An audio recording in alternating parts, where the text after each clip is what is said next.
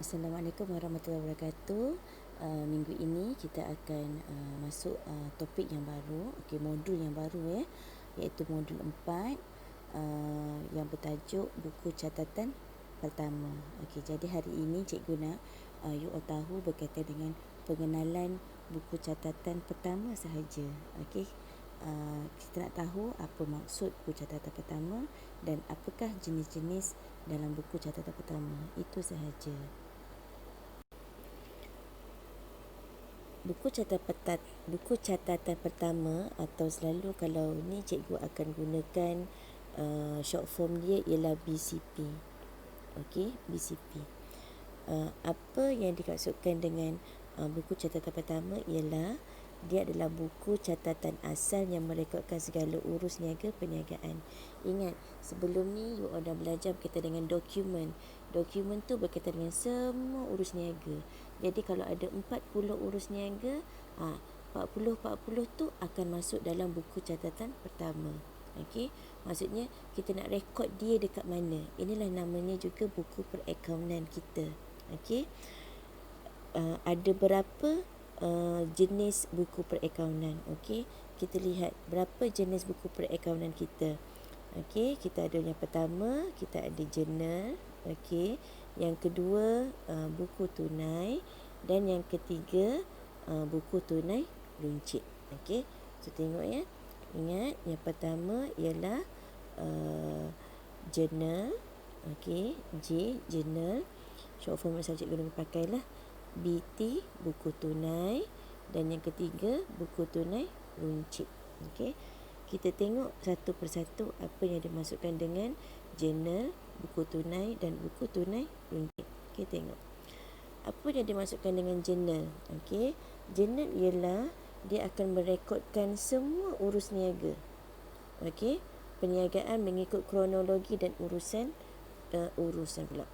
tarikh. Ingat, dia mesti direkod. Maknanya merekod tu mesti, sebab tu cikgu kata masa belajar dokumen you all kena tahu tarikh penting. Lepas tu kita dapat daripada siapa, dan siapa yang akan menerima kita ke, yang keluarkan ke, kita bagi kat orang ke, orang bagi kat kita ke, ataupun tengok amount dia ada berapa. Tu semua penting. Sebabnya itulah yang kita akan rekodkan dalam kita punya buku catatan pertama. So jurnal ni diterbahagi kepada dua. Yang pertama kita ada jurnal am dan yang kedua kita ada jurnal khas. Apa yang dimaksudkan dengan jurnal am? Jurnal am ialah merekod semua urus niaga yang tidak boleh direkodkan dalam mana-mana buku, yang tidak boleh direkodkan dalam mana-mana buku catatan pertama yang lain. So maksudnya kalau kita lihat kat sini, kita ada 3 buku catatan pertama. Sebelum cikgu dah terangkan, kita ada 3 buku catatan pertama, iaitu yang pertama jurnal ni, buku tunai yang kedua, ketiga buku tunai runcit. Jurnal am ni dia akan rekodkan semua yang tak boleh catat dekat buku tunai, tak boleh, buku tunai runcit tak boleh, dengan jurnal khas pun tak boleh. So kita kena masukkan dia dalam jurnal am. Nanti kita akan detail satu persatu. Yang kedua, dalam jurnal kita ada jurnal khas. Jurnal khas tu apa? Merekodkan semua urus niaga yang kerap, maksudnya nampak, kerap berlaku dalam perniagaan. Contohnya, kita banyak buat dalam urus niaga, kita kerap ada urus niaga secara kredit. Kita jual, beli, jual barang niaga, beli barang niaga, jual barang niaga, beli barang niaga. Tu kerap. So kalau kerap, jadi maksudnya kita kena rekod dia dalam jurnal khas. Maknanya kita dah tentukan dah apa yang akan masuk dalam jurnal khas tu.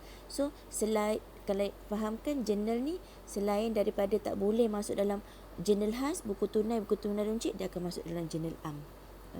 Mana yang dah masuk dalam jurnal am, dia sama ada akan masuk dalam jurnal khas, buku tunai atau buku tunai runcit. Dia macam itulah. Maksudnya satu urus niaga tu dah akan pindah satu tempat aja. So next kita tengok buku tunai.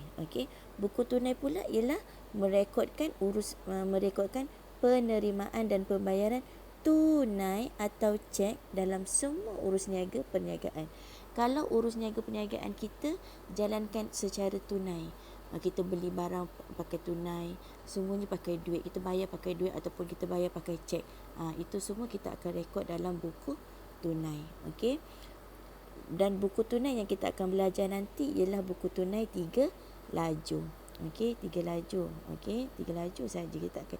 Actually dia ada banyak buku tunai, ada 3, ada 4, 5, okey sampai 12. Okey.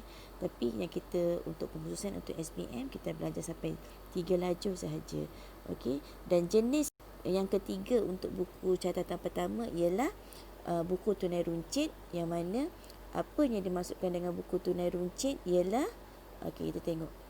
Kalau tadi journal untuk merekodkan semua urus niaga yang tak boleh dah, yang tak boleh dah nak masuk kat mana kan, itu journal am, ataupun yang kekerapan berlaku itu dalam journal khas. Lepas tu buku tunai untuk urus niaga yang secara tunai. Kalau buku tunai runcit, dia merekodkan pembayaran amount kecil yang kerap berlaku dalam perniagaan. Okey, contohnya kat sini ialah kalau kita selalu company kita akan buat apa? Company kita memang akan sentiasa bayar tol hari-hari. Okey, hantar barang kena bayar tol, kena parking, tu semua duit minyak. Okey, ataupun kita beli apa, beli sampul surat, beli kertas A4 kecil-kecil dalam amount-amount yang kecil tu, so kita gunakan buku duit yang berada di tunai runcit. Jadi kita akan rekod dia dalam buku tunai runcit. Dan biasanya buku tunai runcit ni kita akan menggunakan sistem panja, yang mana inilah yang menguruskan dana tunai runcit, nama sistem dia, yang mana juruwang memperuntukkan sejumlah wang kecil pada awal setiap bulan bagi menjelaskan perbelanjaan yang amountnya kecil. Okey. Jadi dalam buku tunai pengenalan untuk buku catatan pertama ini saja. Cikgu nak you all tahu cukup. Dalam buku catatan pertama kita ada 3 jenis, iaitu journal, buku tunai, okey, dan buku tunai runcit. Okey. Itu saja. Sekian. Terima kasih.